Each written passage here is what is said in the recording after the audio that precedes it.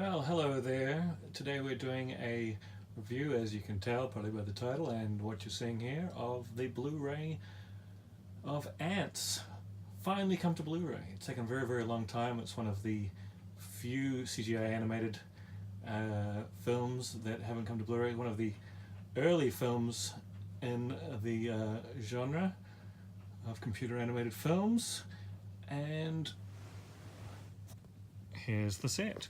It's come out in quite a few places around the world. This is the American release. All the releases are region free as far as I can tell. This one certainly is.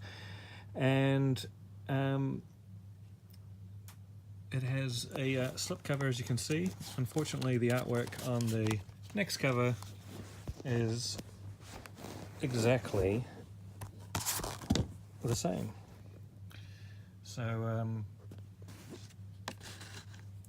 always seems a little pointless to me. It's a wasted opportunity to not have some different artwork on the actual sleeve, but hey, there you go.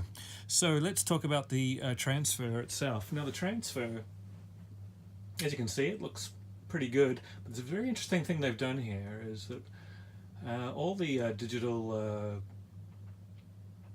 computer animated films have original digital files which can be put straight onto Blu-ray discs. This is actually a scan of one of the original negatives, or one of the negatives. I don't know if it's the original negative, but it's very filmic. Has a very filmic look, has all that filmic grain, has a very different look to it than other digital computer animated films, if you think of Pixar films. So it's not quite as defined. The colors are a little bit different. The whole feel of the presentation is very different.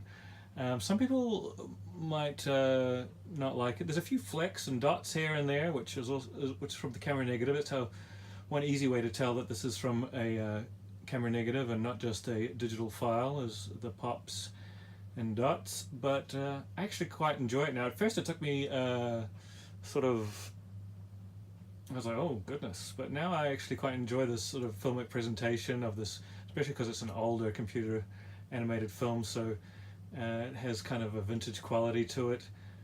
The film itself, Antz, came out the same year as A Bug's Life by Pixar, and as a child I liked A Bug's Life much more, but this is a much better written and much deeper story than Bug's Life. Bug's Life kind of is all over before you know it. This is pretty awesome, and it has the amazing Woody Allen, one of my favorites, doing the lead character's voice, and he's great. Has a really great cast actually, and a pretty cool story. It's got a lot of sort of browns and dark greens, and it's not a super bright, colourful film like many of its counterparts, but I kind of like the look of it, and this filmic presentation is interesting too. Now the audio is just fine.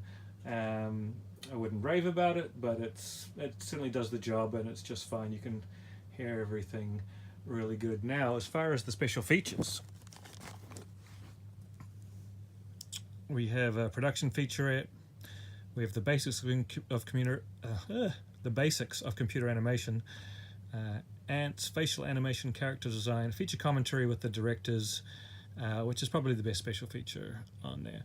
So it's got a good little batch of features, which is great to see, because this feels like a film that wasn't getting much love, and has just been, obviously with the transfer they haven't bothered to go back to the digital files or do anything. They've just scanned whatever negative they had lying around, so it didn't feel like it was getting a lot of love. But I kind of like this whole presentation.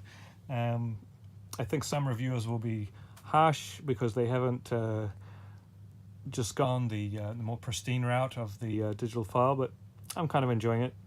So there it is, Antz. Pick it up and subscribe.